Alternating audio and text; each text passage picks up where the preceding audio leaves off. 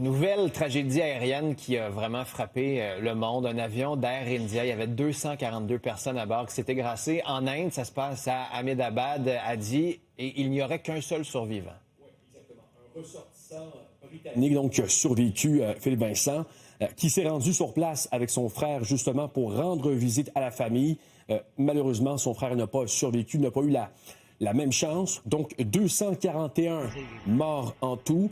Et s'ajoute à ça, Philippe Vincent, aussi des victimes qui se trouvaient au sol parce que l'avion s'est écrasé dans un quartier résidentiel, près d'une cinquantaine de victimes au sol, ce qui porte le total à 290. Et vous voyez cette boule de feu qui témoigne de la violence de l'impact. Le pilote a lancé un appel de détresse dans les secondes qui ont suivi le décollage.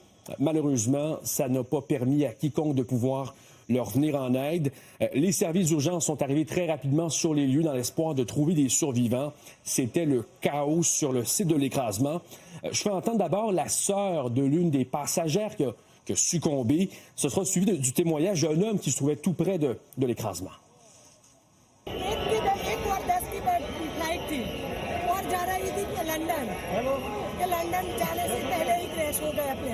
मेरा पीछे यहाँ 200 मीटर पहले office area air cargo express यहाँ पे जो ऑफिस से बाहर निकला तो मैंने देखा कि आवाज जोर से आवाज आया विंग्स का फिर पूरा धुआं भर गया.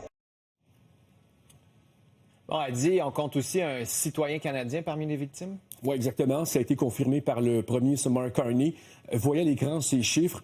Un Canadien qui a été confirmé, 169 personnes indiennes, 53 originaires du Royaume-Uni et 7 Portugais. Réaction de Mark Carney qui dit « Mes pensées vont aux proches de toutes les personnes à bord. Les responsables canadiens des transports sont en contact avec leurs homologues. » Son homologue britannique, lui, parle d'un moment profondément pénible pour les familles, se dit dévasté par les images du drame.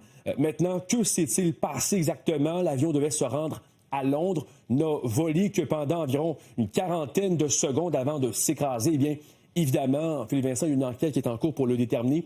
Mais détail important, c'est la première fois qu'un Boeing 787, mis en service en 2011, qui s'écrase.